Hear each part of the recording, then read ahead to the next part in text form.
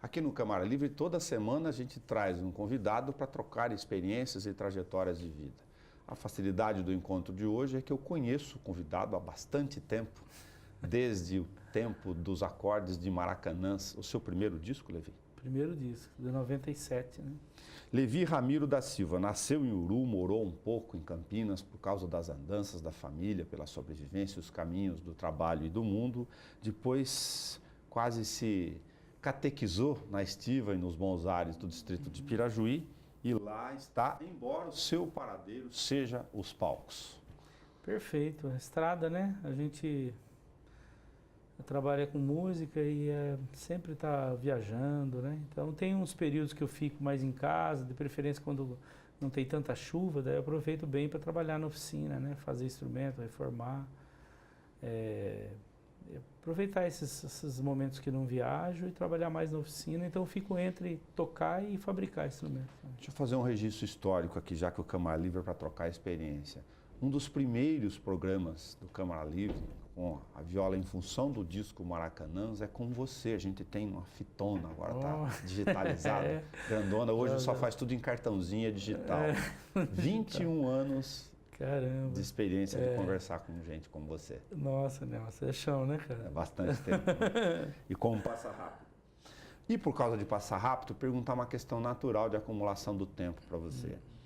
É evidente e óbvio que a experiência traz um monte de outros horizontes para quem sabe aproveitá-la. Se você olhar o Maracanã e olhar a última citação que a gente fez do Purungas aqui, o que esse percurso transformou na sua forma de tocar e fazer canções? Eu acho que a estrada, a vida, o tempo que a gente cresce e junta as pedrinhas pelo caminho, vai modificando um pouco, né, as coisas dos valores, a importância que a gente dá agora já com mais de 50, fazendo a curva já, para as coisas essenciais da vida, muito mais ainda, já que a gente tinha essa reflexão como base de valores, né, da cultura popular, da natureza e tal, a gente vai afinando mais isso, vai ficando mais...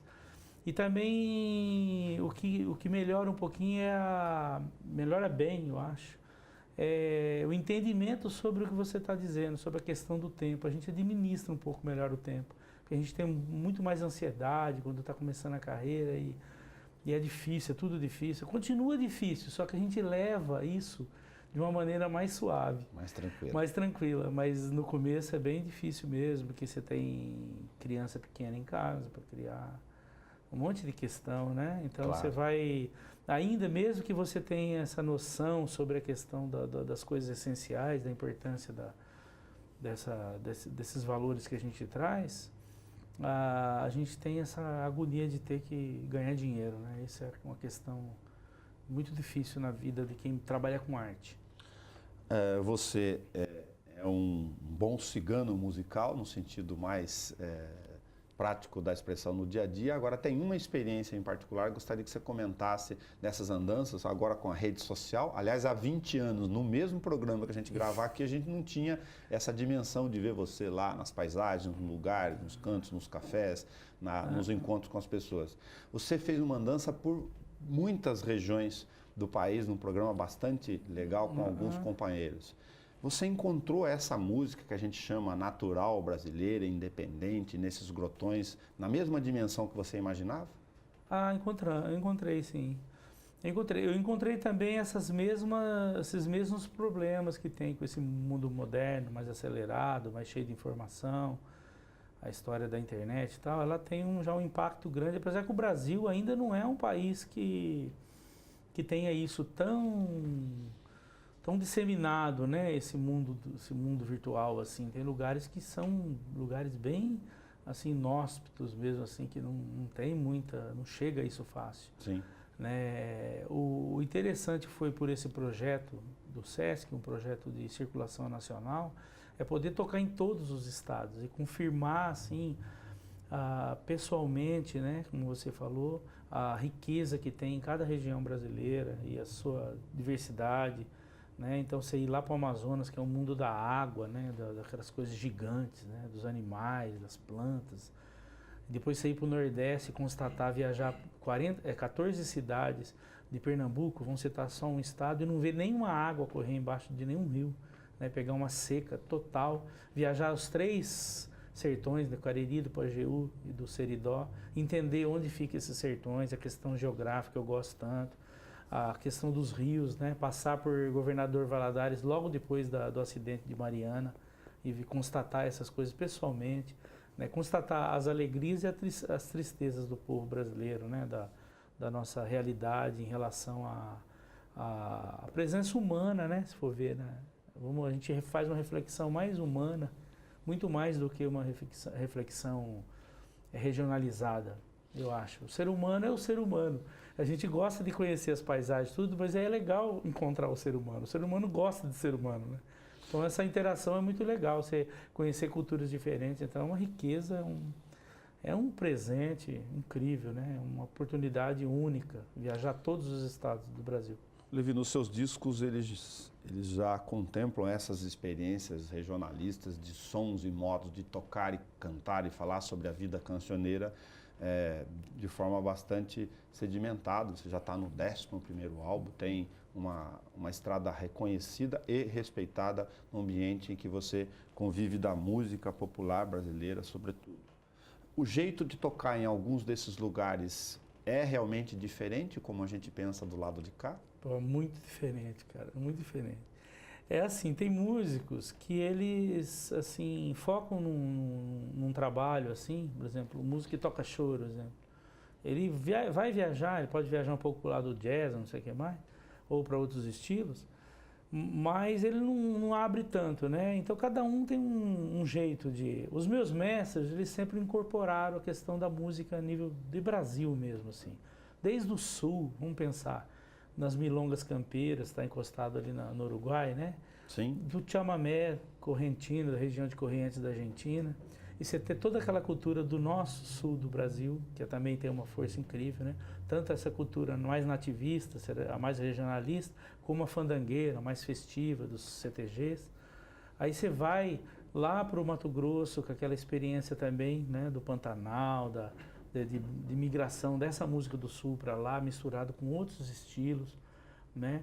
Aí você vai lá para o Amazonas, você já está perto do Caribe, você vai escutar a guitarrada, né? Vai escutar a música latina também, muito presente, essa música dos países dos Andes, presente também na música. E para dançar, como no sul também? Isso, né? Mas é diferente a dança, né? Você tem o carimbó, né? Aí você vai para o Nordeste, você tem o forró, você tem a cultura moura, né? Aquela coisa da presença da música medieval, né? Muito no Nordeste. Olha que outra coisa, né? Cara, você já viu o nego dançar o vaneirão? Ele dá uns pulão esquisito. E outra, tem uma coisa lá dos gaúchos, também dos guaranis, é o sapucai, que é um grito quando você dá no meio de uma parte apoteótica, assim, do chamamé. Né? E o cara fica tão feliz com a música, ele dá grito, dá tiro, né? Então é muito engraçado isso, e presenciar e ver, eu ouvi os caras fazendo sapucai quando estava tocando chamamé. E olha quanta coisa, né? Sim. Você assistir que nem um catira, que é a nossa cultura caipira aqui, né? É legal assistir um catira, ver e sair numa folia de reis, é muito incrível, porque daí você tem a mistura da fé com a questão da arte, né? É muita coisa, né? O Brasil é rico demais, cara, e a gente constata o tanto de variedade, é uma floresta mesmo. Eu acho que o brasileiro, como povo, assim, tão misturado, tão diverso, tem os biomas são muito diversos, você sai de uma floresta lá, tropical, entra no Cerrado, entra numa Mata Atlântica, né? Olha quanta coisa, né? Na Caatinga, que é diferente, na Mata Seca, aí é muito, muito lindo. O Brasilzão é incrível, cara. E cada lugar tem a sua característica, a sua cultura muito específica, né? O que te levou a pesquisar o único disco que a gente mostrou por Unga aqui, ele toca no Área 14 na Rádio Câmara, um belíssimo trabalho, mas do ponto de vista da pesquisa também, porque para quem não sabe, o Levi já lidava com a manufatura da ideia que a gente chama de luthier há bastante tempo. Mas o que te levou especificamente a, puxa, agora eu vou fazer com cabasta, tudo isso aqui? Então, foi assim, o primeiro instrumento de cabaça que eu vi foi num livro do Roberto Correia, que é um grande pesquisador, um grande mestre. Eu tenho o livro dele. Você tem o livro, muito né? bom. Então, e lá tem a viola de Buriti, que depois eu vim conhecer com o Maurício, que é lá do Jalapão, que é uma viola típica do Jalapão, feita com os talos de Buriti. Qual que é a diferença da viola de cabaça? A viola de cabaça não tem uma presença regionalizada. Ela não é um instrumento que é tocado por um grupo de pessoas numa região, um tipo de música específica. Como a viola de coxo, por exemplo, a viola de coxo pantaneira, né? Você vai ter um cururu, o siriri, ela é muito típica de lá, né? A viola de fandango, chamada viola branca, porque é feito daquela madeira clarinha, a cacheta do litoral. Aí você vai lá para o litoral aqui do Paraná e São Paulo e você vai encontrar a manifestação cultural do fandango, usando essa viola. E o caso da viola de cabaça, não. Ela é um instrumento que deve ter acontecido porque, é claro, o artesão popular, ele viu na cabaça a possibilidade de fazer a caixa, o corpo de um instrumento, né? Que é até óbvio que tem umas que tem um formato muito parecido mesmo, né?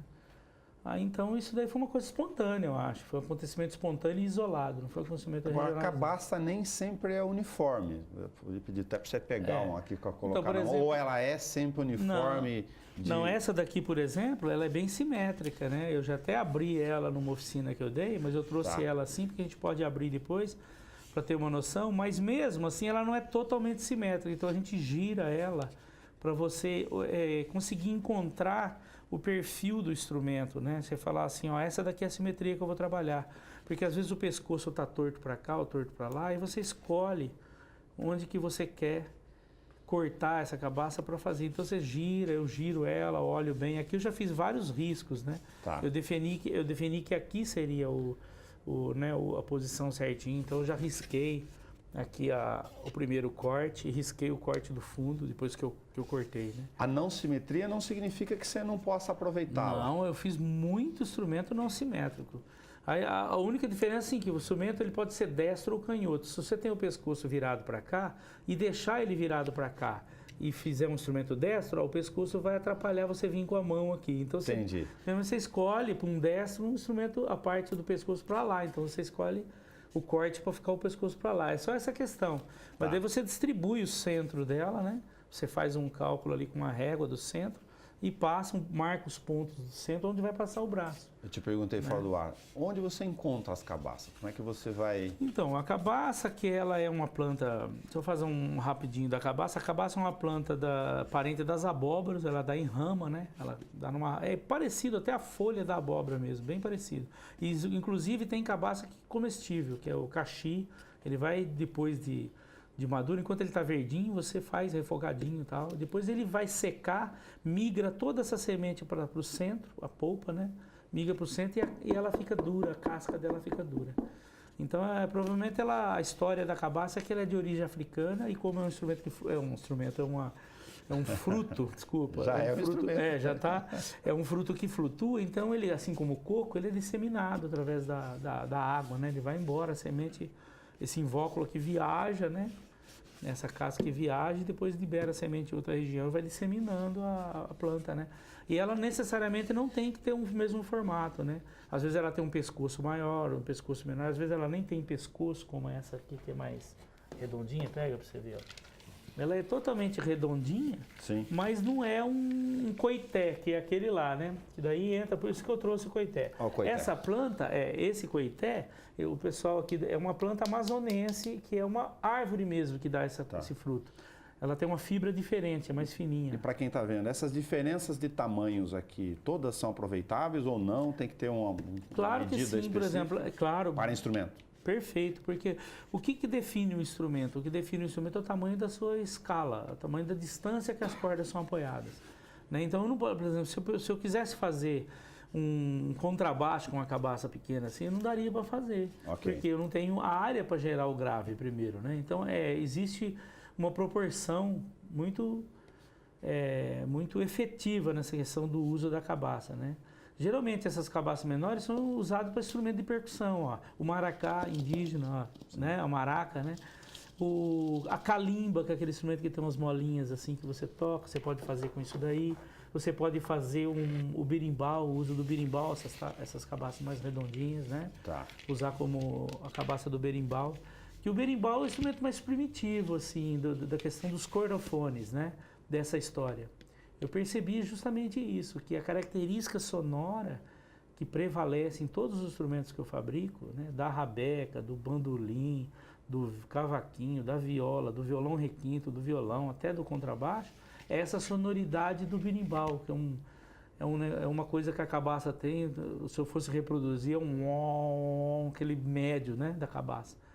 Então aquilo ali prevalece nos instrumentos, aquele timbrezinho, Muito mesmo legal. que ela seja uma viola. Muito legal. Esse tamanho da distância, que é uma questão científica já bem sedimentada, que vai definir para que tipo de instrumento você pode usar, por causa das escalas. Por causa das escalas, né?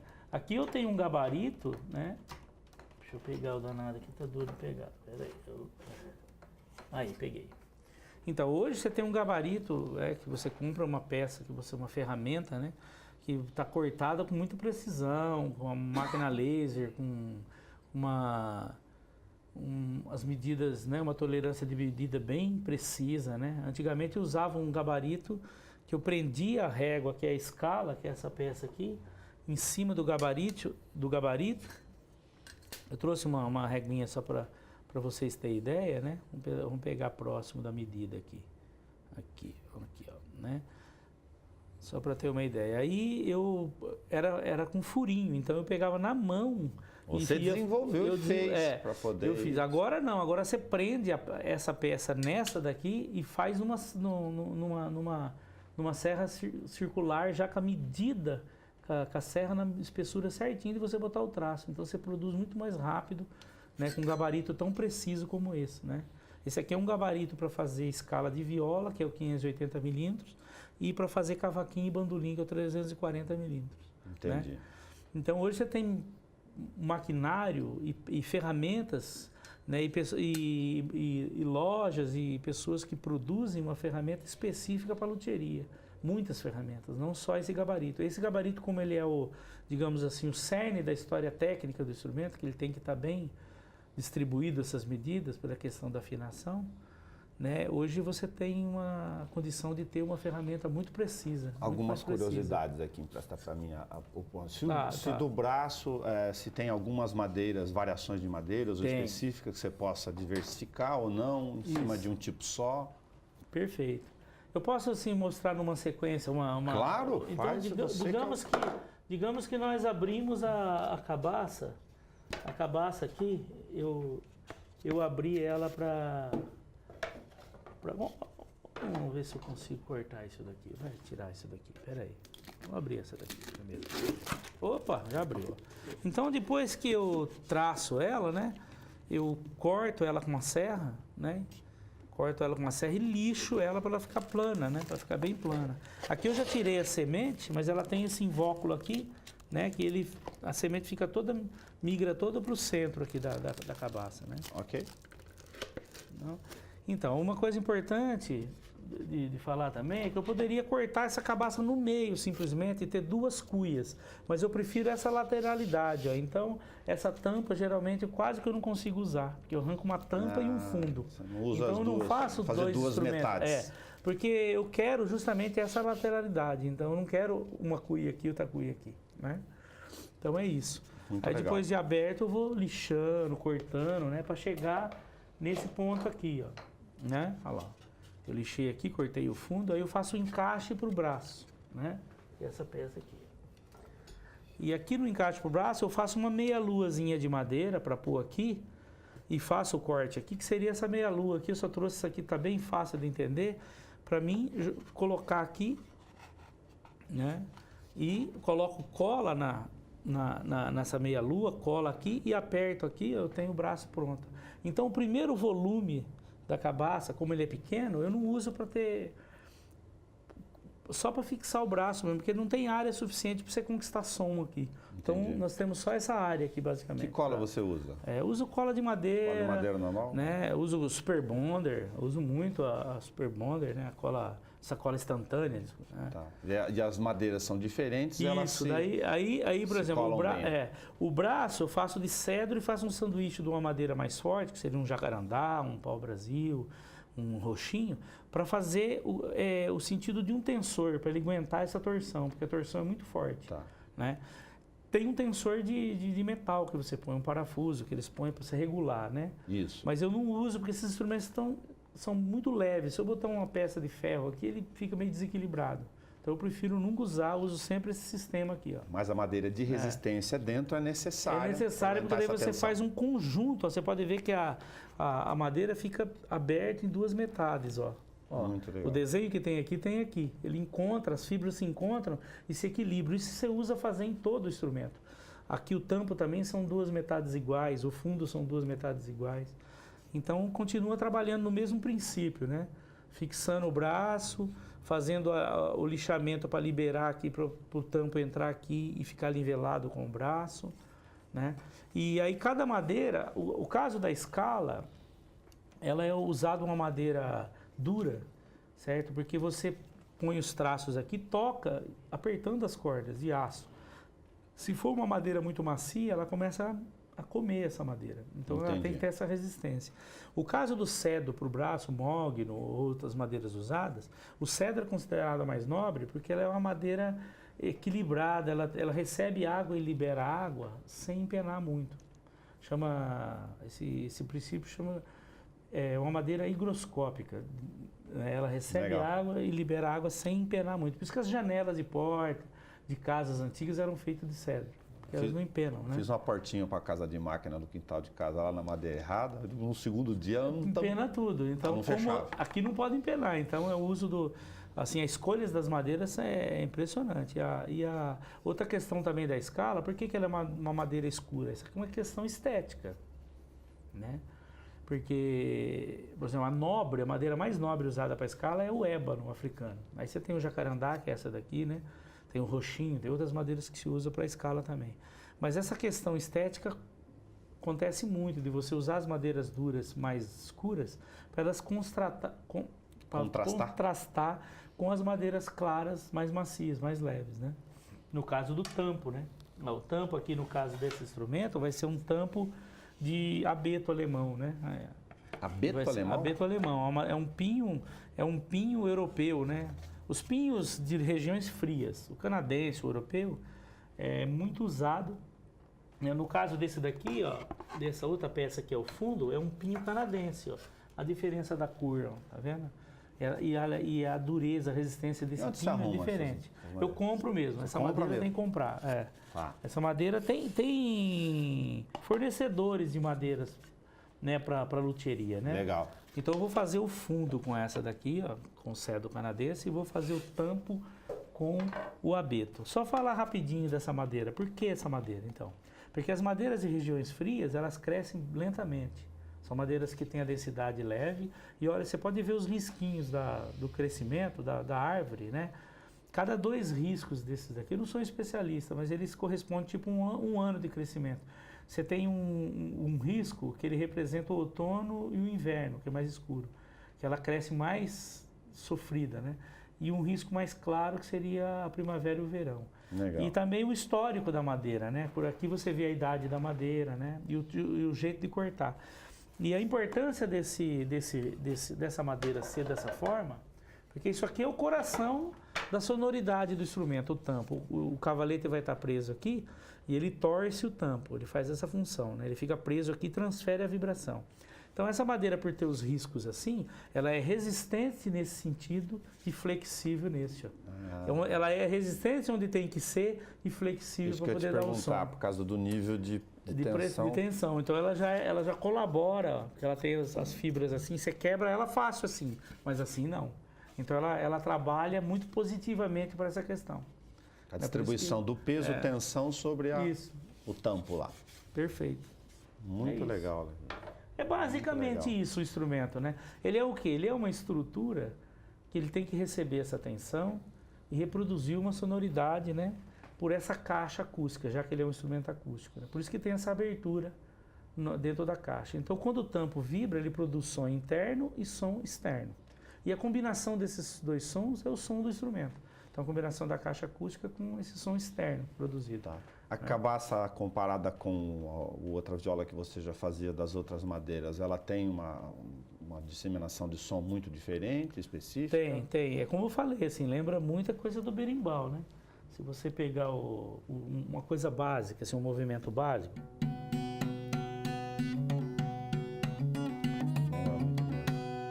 Lembra muito que ela tem esse... Então essa característica prevalece muito, esse médio da cabaça.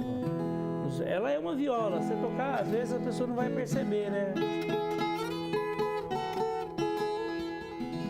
Tem esse timbre da viola por causa das cordas, por causa da afinação, mas esse timbre característico ele prevalece em todos os instrumentos feitos com cabaça. E no cavalete você usa depois os mesmos materiais que você já usava nos outros? A madeira geralmente usada no cavalete é a madeira da escala, Ok. para dar esse contraste também. Mas a madeira mais nobre assim para usar no cavalete é o jacarandá. Legal. Eu assim, gosto de usar muito o jacarandá. Já experimentei outras madeiras, mas às vezes elas são com densidade muito alta, não faz uma transferência de som legal, descola com facilidade, que nem o roxinho, né? É uma madeira bonita, mas às vezes eu faço a escala de roxinho e o cavalete de jacarandá, porque o roxinho geralmente descola, né? Para o disco Purunga, a gente falou dele separado lá, mas só para registrar aqui, porque isso é importantíssimo, você acabou fazendo um laboratório completo, inclusive de percussão, quer dizer, todos os instrumentos foram produzidos para a concepção do disco. Isso, o disco não ia nascer necessariamente assim. Aí eu recebi um incentivo do pessoal.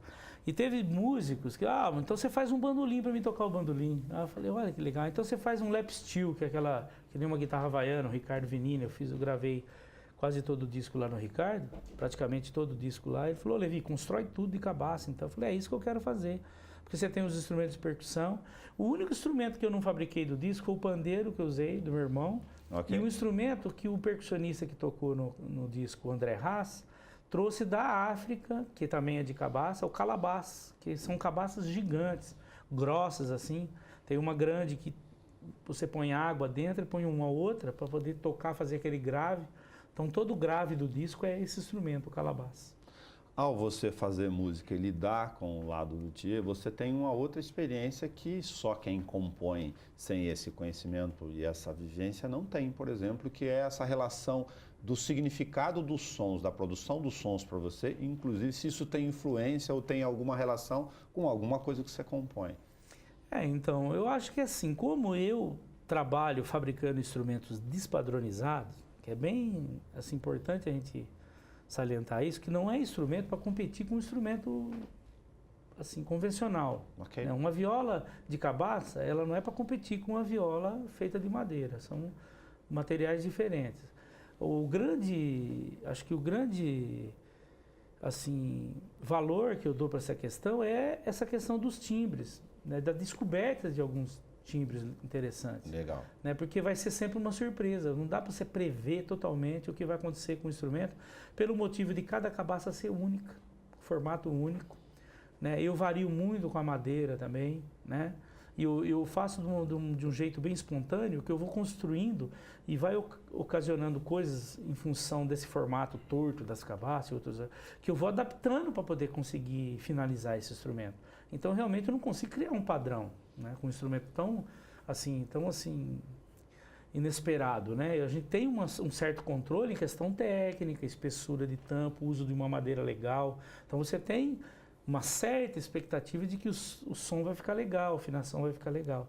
Mas não que aquele som vai ser especificamente assim, alto, ou grave, ou mais médio, mas é uma coisa que vem muito com uma surpresa. Cada instrumento produz ressonâncias diferentes. Então. Que nem, eu fiz um violão aqui com o outro lado de uma cabaça que eu já tinha feito um outro violão.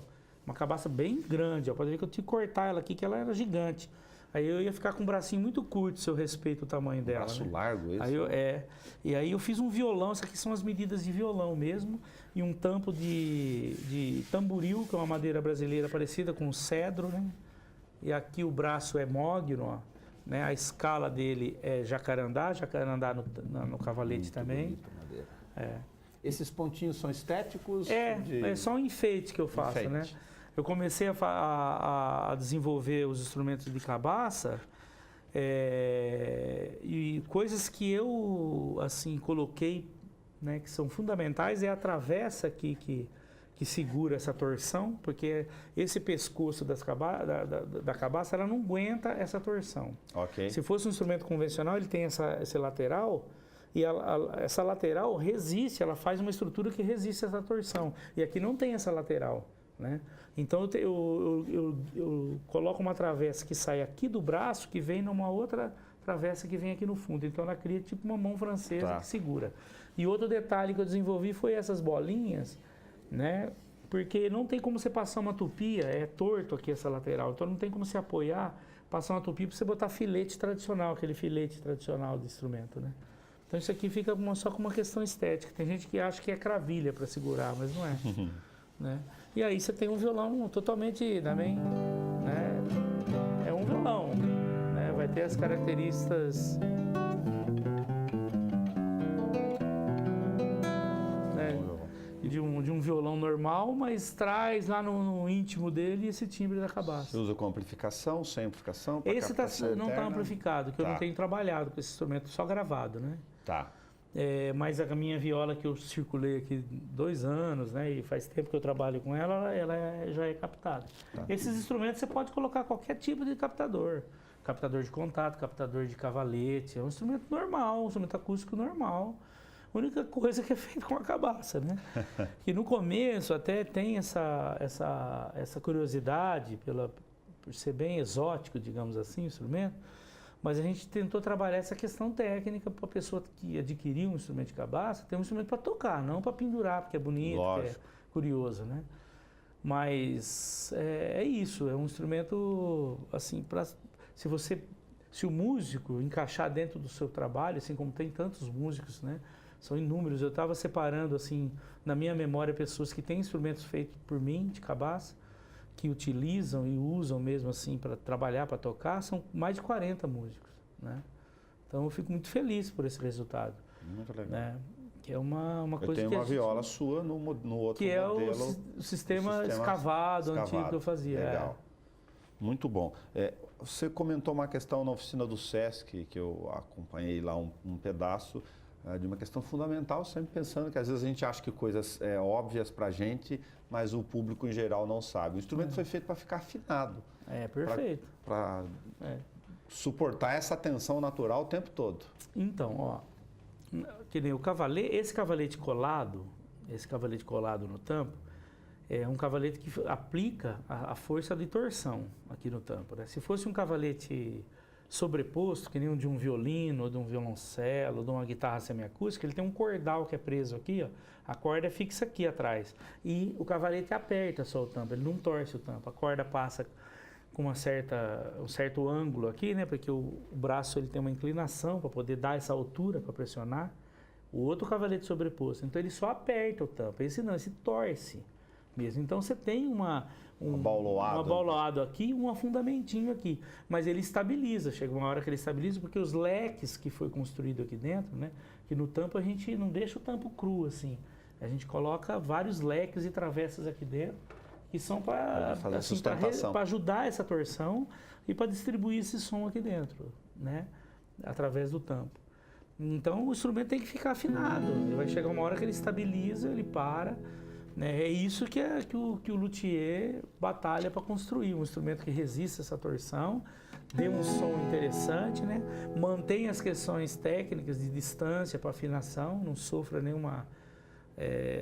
sobe a corda, empena demais, você não avança muito aqui para frente, você perde as medidas. Altura em relação aos traços, para não ficar muito duro para tocar. Não ficar duro para tocar. Então isso daí é uma coisa que trabalha dentro da regulagem do instrumento, né? Que é uma coisa importantíssima, né? Você ter a largura aqui de escala, a espessura de braço, para o braço ficar confortável. né? Então tudo isso o instrumento estabilizou, parou aí, e você mantém ele assim. Você guarda ele numa capa, num estojo, onde você quiser. O cuidado para o transporte. Tem aquela história de botar o instrumento assim para baixo, é porque como essa força é exercida aqui, então é costume dos músicos querer deixar o instrumento assim, porque ele vai fazer força contra o próprio peso. Tá. Né? Ajuda, mas nem tanto, né? É, assim, eu não creio que isso é fundamental. Fundamental é o instrumento ser construído, bem construído mesmo.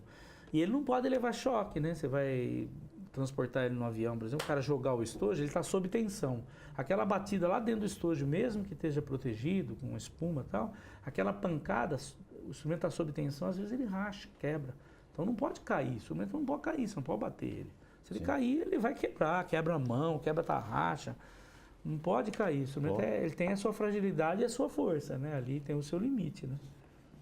Muito legal. Devi, é um prazer, uma experiência gigantesca conversar contigo. Porque aprende muito bom, um monte de coisa, de informação. É um assunto assim infinito, de tantas abordagens, né? Se a gente fosse falar com detalhe tudo, é muita coisa. Claro. Eu acho até que a gente deu um geralzão, trouxe as cabaças, né? Trouxe uma cabaça cortada para entender como que é a estrutura básica, né? de um instrumento, mas dentro disso daí existe muito macete, muita coisinha assim para acertos, né? E uma curiosidade, quando você está lá com os seus dados, enfim, como eu sei que despertar e brotar música tem uma série de variações e possibilidades. Você já acordou com uma frase musical na cabeça? Então, quase pronta ou não acontece assim com você? Não, acontece. Você sabe que até o pessoal brinca e Levi, como é que é? Você está fazendo oficina, ou você está no momento que você está fabricando, e o que você faz? Você para lá, vai tocar? Olha, é difícil, eu não sei dividir muito, assim, isso. Às vezes eu toco, porque eu preciso tocar, preciso sempre estar tocando, mas aí eu entro mesmo num automático, assim, vou tocando as coisas que já estão prontas, mas o momento de compor e o momento de trabalhar música mesmo, eu não faço junto com a fabricação. Entendi. Porque a fabricação, ela judia um pouco da mão, claro, sabe? E você fica uns dias assim, fazendo força, segurando uma coisa redonda para lixar, porque para limpar uma cabaça já dá trabalho. Pra caramba, porque você vai raspar dentro, lixar, tratar ela, passar um produto para não dar broca. Isso daí detona a mão. Aí você tem um trabalho com madeira que não é um trabalho simples, né? Esses trabalhos de lixamento, assim, as coisas que você tem que segurar o instrumento, porque você não pode deixar ele cair, nada. Então isso exerce uma força muito grande na mão, e você fica um pouco a mão tensionada demais, né? É difícil para quem toca e fabrica fazer as duas coisas assim, né? Que nem hoje nós estamos falando aqui de fabricação, eu pego a viola, eu tenho que meio que desligar o negócio, tentar entrar no músico, né? Eu não consigo fazer isso muito automaticamente. Mas na questão musical, é assim, eu faço de várias maneiras. Me surge em viagem uma ideia de um texto para fazer uma melodia, ou a ideia de uma melodia para fazer um texto, ou não, ou pegar o instrumento que a viola, que é um instrumento de tanta descoberta, ele é tão gostoso assim, ele é tão livre nessa questão pela história dele mesmo, pela quantidade de afinações que ele tem, por ser um instrumento despadronizado já, que ele não tem uma escola grande, né? Agora que a gente tem um curso de viola caipira numa universidade, há pouco tempo, não faz muito tempo.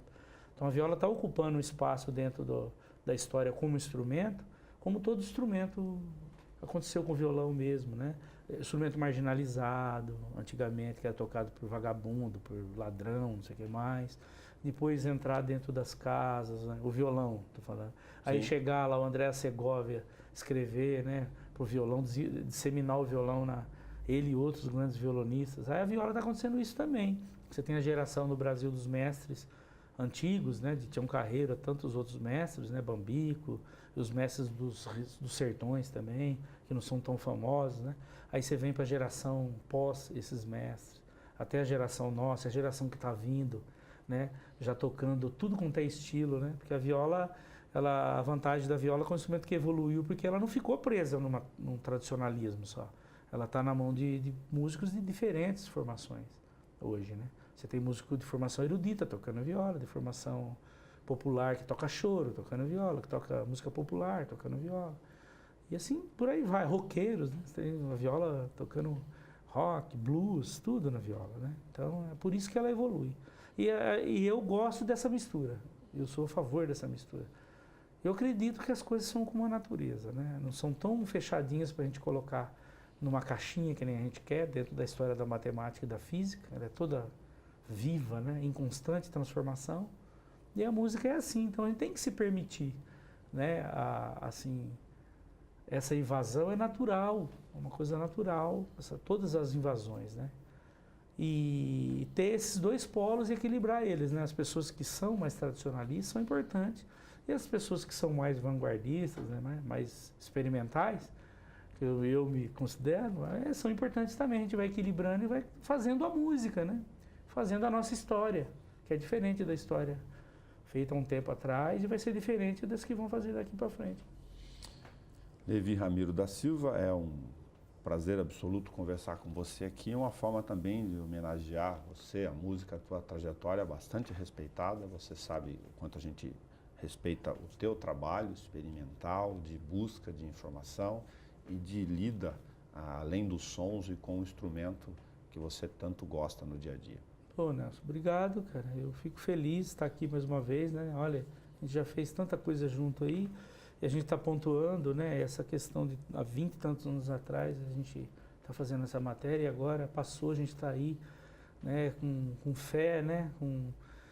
Com essa alegria, né? De trabalhar com a arte, com a cultura popular, com a música e tudo mais. E é muito bom e é uma vida interior muito bacana a gente trabalhar com isso.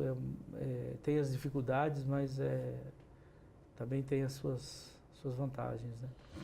Obrigado ao filho do senhor Ramiro com a dona Maria. Se você quiser nos presentear com um ponteio, fique à vontade. Vamos terminar aqui. É um presente mesmo, com os cordões na mão.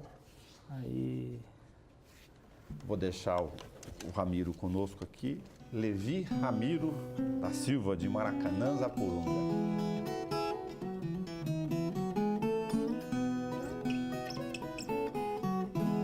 O sol na cabeça, eu sem bicicleta, não media a distância, de pé no chão.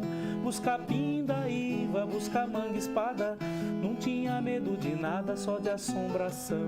Quando chegava em casa tava tudo escuro, lá no muro do vizinho a caveira de mamão. Eu ia lá na praça fazer arruaça, brincar atrás da igreja e rodar o peão.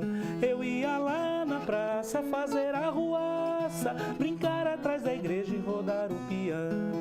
Balança caixão, balança você, dá um tapa na bunda e vá se esconder. Balança caixão, balança você, dá um tapa na bunda e vá se esconder. Armei arapuca na beirada do caminho, já topei com porco espinho, peguei cobra no jacá. Eu passei pinguela e já corri de vaca, fiz buraco de suvela pra pegar priá, pelota de barro branco pra caçar rolinha. A infância minha que nunca se acaba, hoje ainda eu vou no corgo passar a peneira. Se eu trepo na goiabeira é pra comer goiaba, hoje ainda eu vou no corgo passar a peneira. Se eu trepo na goiabeira é pra comer goiaba. Balança caixão, balança você, dá um tapa na bunda e vá se esconder. Balança caixão, balança você, dá um tapa na bunda e vá se esconder. Sou prego da capoeira, eu vim lá do Uru.